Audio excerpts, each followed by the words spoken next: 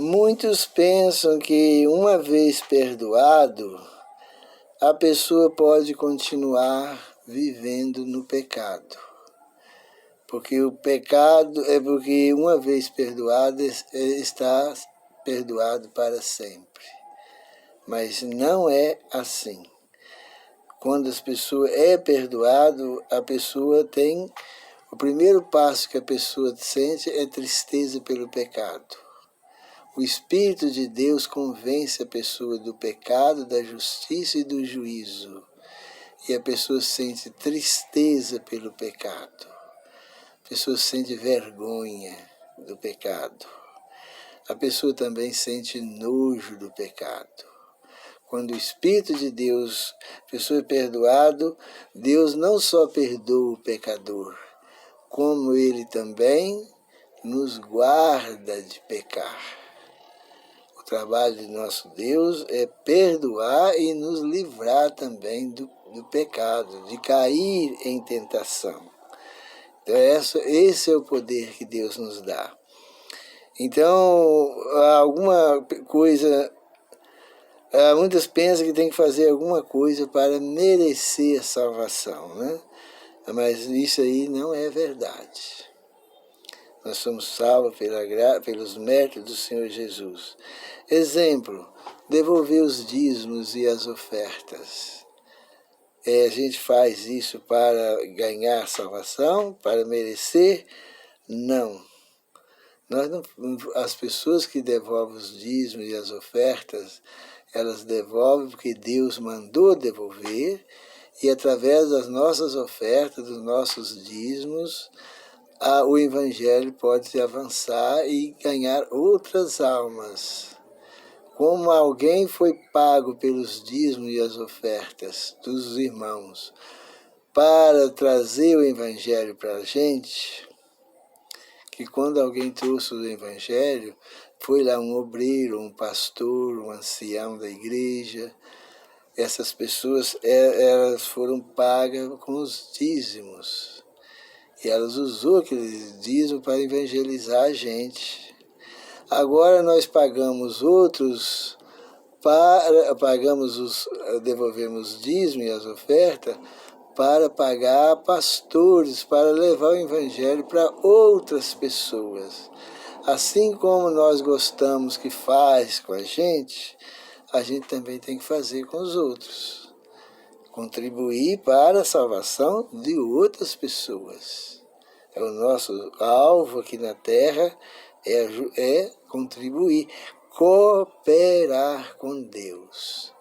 Deus poderia ter feito a obra de salvação sem precisar de dízimo, sem precisar de pessoas para pregar, podia pregar por meio dos anjos, não precisaria de usar nem um centavo de ninguém, porque Deus tem meios, mas Ele achou por bem usar nós como cooperadores dEle, para nós sentir a alegria de ver almas salvas.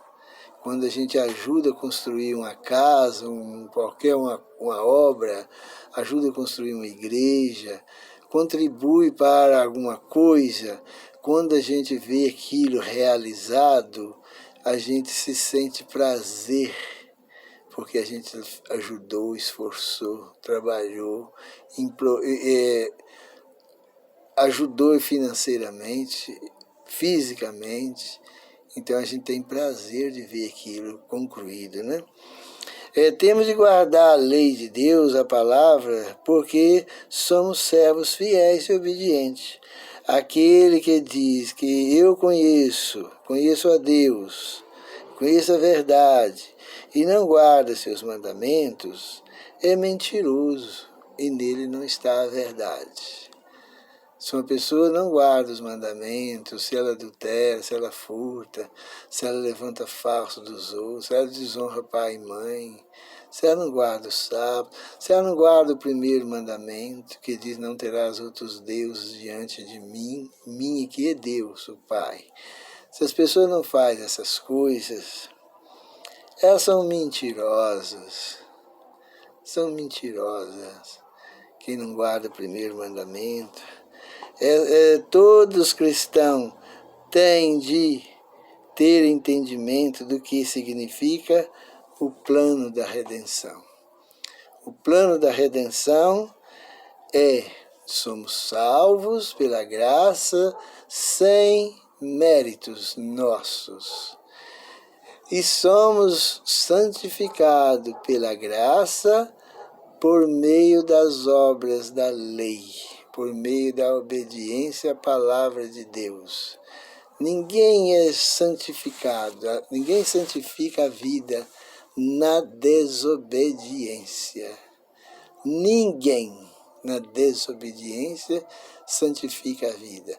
Ela só santifica a vida na obediência. As pessoas sabem muito bem que para permanecer salva, tem, até a volta do Senhor Jesus, ela tem de guardar os mandamentos. Mas se as pessoas falam mais também que não precisa guardar os mandamentos, é porque as pessoas não gostam do sábado. Então, para negar o sábado, elas negam os outros 10 mandamentos. Porque quando a gente pergunta para uma pessoa assim, pode roubar, pode matar, pode adulterar, pode levantar falso, pode cobiçar as coisas ali, pode desonrar pai e mãe, pode ter outro Deus, pode adorar a imagem, pode falar o nome de Deus em vão, elas vão dizer assim, claro que não, claro que não. Agora, quando a gente pergunta, pode guardar um outro dia que não seja o sábado? Aí elas já falam, pode guardar. Deus sabe, não salva ninguém. Aí já vem aquela ladainha, porque elas só não gostam do sábado, só negam o sábado. Mas para negar os outros, para negar o sábado, tem que negar os outros junto, porque os outros estão coligados com o sábado. Então elas acham melhor negar tudo de uma vez, porque no meio de todos os 10 encontra o sábado. É triste ver a situação das pessoas, né? As pessoas negam a lei de Deus para negar o sábado. E já o primeiro mandamento, o que elas fazem? O primeiro mandamento, elas não negam ele, mas torce ele, fala que Deus é composto de 3 pessoas distintas que formam um único Deus, coisa também que não existe na Bíblia. Não existe essa teoria aí, 3 pessoas formar um Deus só. Isso é satanismo puro, satanismo apurado. Deus manda adorar a Bíblia manda adorar um único Deus. O primeiro mandamento manda adorar um único Deus. Esse único Deus é uma pessoa, e essa pessoa é o Pai de nosso Senhor Jesus Cristo. Agora, pode uma pessoa ser salva sem guardar a lei? Com exceção de alguns, pode, né? Exemplo, o ladrão da cruz, ele aceitou o Senhor Jesus já nos finais da história. Ele não teve mais uma semana de prazo para guardar o sábado. Ele morreu na sexta-feira. A gente não sabe o dia que ele morreu, mas ele não teve a chance de guardar o sábado. Não, se ele desonrava pai e mãe, adulterava, matava, roubava, levantava falso, tudo bem, mas ele foi perdoado, uma vez perdoado, cancelou isso tudo. E ele não teve a oportunidade mais de viver para obedecer à lei. Então ele foi salvo unicamente pela graça, sem as obras da lei. Mas isso é uma exceção.